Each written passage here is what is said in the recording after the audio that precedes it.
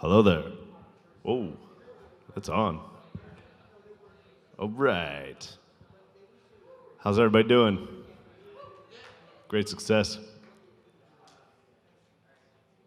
My name is Casey O'Neill from Happy Day Farms, and I'm here to speak about diversified farming and healthy farmscapes. Bam. Great success. So we're up on Bell Springs, north of Laytonville, about 3,000 foot elevation, up above the valley freezes, which is nice. We do a lot of vegetables. We do a lot of cannabis, obviously. And for us, it's kind of this process of trying to see how many different things we can grow. And it's been very much a joy to see on the farm biodiversity really become self-replicating, where things just start to come back on their own and move around and just kind of do their own thing. And all of a sudden, it's like, I'm not doing anything on some of this stuff. I'm seeing mustards pop up. I'm seeing comfrey and mallow and all of these different plants show up. And having plants as allies is very important to us. And it can also be, kind of a jungle. And so you can see, like in this picture, there's cannabis and sunflowers, and there's kale and lettuce in there, and phacelia and alfalfa, and all kind of different various cooking greens, collards and such, nestled in between the cannabis plants, a lot of arugula. And so the whole idea for us is like, we're trying to balance annual production, rapid rotation annual production, with a very biodiverse landscape and a lot of perennials. And so it's, there's a little bit of tension there. Comfrey especially really likes to take over. But it's, for us, it's just about trying to grow as much biomass as possible and as much different marketable crops as possible. So that's Brother Lito. Our whole thing is like, we're trying to keep it fun. We're trying to work hard and really enjoy what we do and see the landscape really thrive. And that's one of the things that's been very powerful. The native soil is very much rock and clay. And so over the last couple of years, we kind of subtracted the rock and added in a lot of compost. And now everything is, we're really seeing it take a life of its own that's very incredible. So farmers markets are very much the anchor point for us. It's our opportunity to connect with community. It's our opportunity to share the bounty that the land produces. And so we do year-round production. We're still doing Laytonville, like I'll be at Laytonville Farmers Market on Monday. And it really, it's kind of like the metronome in music, where like the farmers market just sets the rhythm. And so that for us is something that's very, very important, and really does it for me. And you can see, it's just like the land just loves to produce, and the process of tending and husbanding the land is a very powerful experience. And so we do a lot of, we raise meat rabbits, and also because they produce great fertilizer, and then also a lot of chickens, poultry and stuff, which we'll get to later in the slide. And Amber does cut flowers for market. We do eggs for market. And, this idea of stacking functions and of having multiple different types of production and having a whole lot of different crops. And so we try to do some value add stuff in the winter, some processing and preserving and such, that we have things for the CSA in the winter. And like I say, this idea of just having a very biodiverse landscape that confuses pests and aids in the IPM process. We just got these hoop houses from Farmers Friend LLC. We got them last winter. They're the gabled ones, so they shed snow better. And like, I can't speak highly enough about them. Like, I'm not much of a rep this product guy, but like the Caterpillar tunnels are, what you get for what you pay for them. It's so worth it. They're so stellar. And so if you're at a lower elevation, you don't have significant snow loads, then just the regular hoop ones without the gable work just fine for us with the snow loads we get. And that's kind of the balance between, we don't have the heavy freezes, the early frosts that the valley gets. We had our first hard frost at the end of November. And so we're still harvesting, this was shot in November. We're still harvesting peppers and eggplants and stuff out of this greenhouse. But then when we get the heavy, because we're at high elevation, we get the really heavy snow. So we have to build everything for the heavy snow load.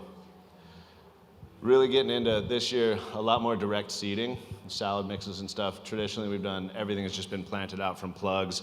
And that kind of balance, we're such a very small space that in terms of the the timelines, a lot of times it makes more sense for us to plant out plugs because we can start them in the hoop house, and then when we make space in the beds, we have the opportunity to plant them out. But direct seeding, obviously, you don't have to then transplant later and deal with the plugs in the greenhouse. So we're kind of balancing that as our space gets a little bigger and our processes become a little more efficient. We're moving towards a lot more direct seeding. But it's kind of a mix and match. And so same thing, you can see like these on the right side, that slide, all the brassica and stuff were planted out in September. And so we started them in the hoop house in August, kept them in the shade, and then planted them out in September. And we've been harvesting really stellar cabbages and broccolis and cauliflowers and stuff this last month or so.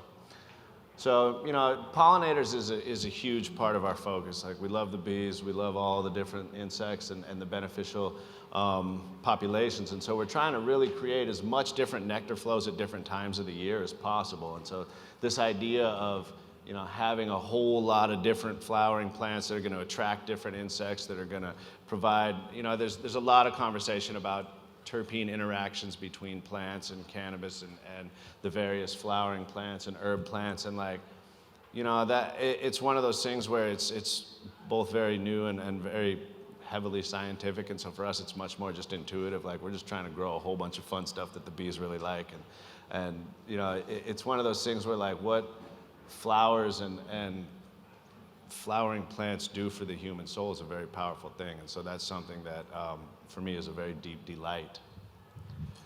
Alfalfa in the middle there is a big one for us. We sowed it in all the cut banks, and that way, you know, we have all these terraces because we're on a steep slope, and so I want to be able to make use of all of the space. And so that vertical space, one, I don't want it to erode. I want to make sure that it's going to stay where it is, and then I want to be able to harvest something from it. And so we use the alfalfa for making FPJ. We use it for animal feed.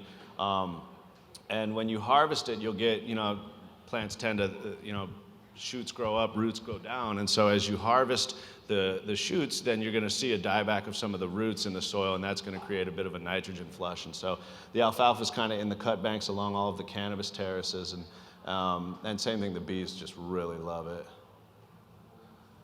Terracing on contour, I talked a bit about this, but you can see on the right, like when I say steep, I mean it's a steep slope. And there's always a point in the summer where I'm walking back towards the top of the hill and thinking to myself, why am I doing this? But then, you know, we get to the end of November, we haven't seen a frost yet, and so that's part of the magic, you know. And it's kind of the old, like, you make do with where you find yourself, and seeing the abundance come forth over the seasons is like, it's just such a powerful experience of that cycle. And so you get back to spring, and it's like, we have cliches for a reason, like that whole hope springs eternal, where you're just like, we're gonna do it again. And so it really does it for me.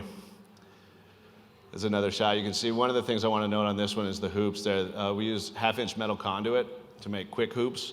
And so 1/2-inch metal conduit with rebar at either end, and then a baling wire purlin wrapped around each one, and it'll hold snow load. It's super durable. They last forever. Fairly cheap, you know, and then we use the frost blanket, the 14-foot, either Agribon or Remay, but it's the heavy duty, the frost blanket, not the lighter floating row cover, because you get a little less light transmission, but it lasts for several seasons. And so one of the new implements that we got this year, last spring we got a BCS, and with a flail mower and a power harrow, and wrestling that thing on the slope is tough.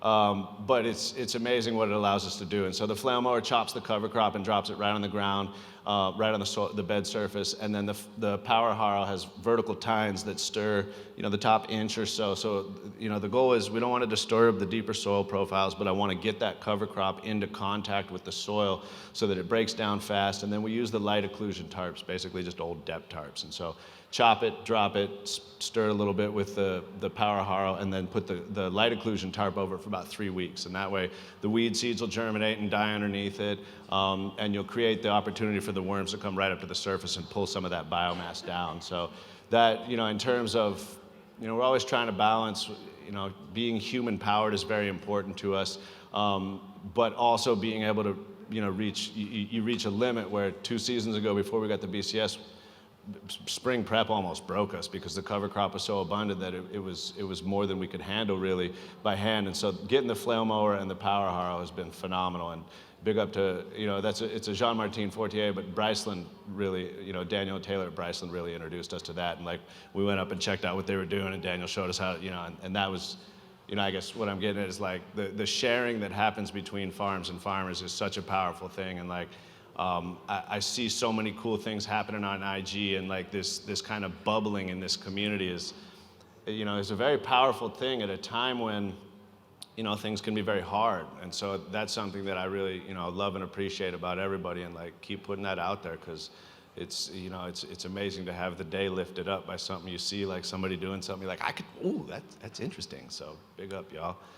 We do a little bit of hugel. Some of it was kind of like accidental hugel culture, where when we cleared the manzanita originally, I just kind of put it into the cut banks.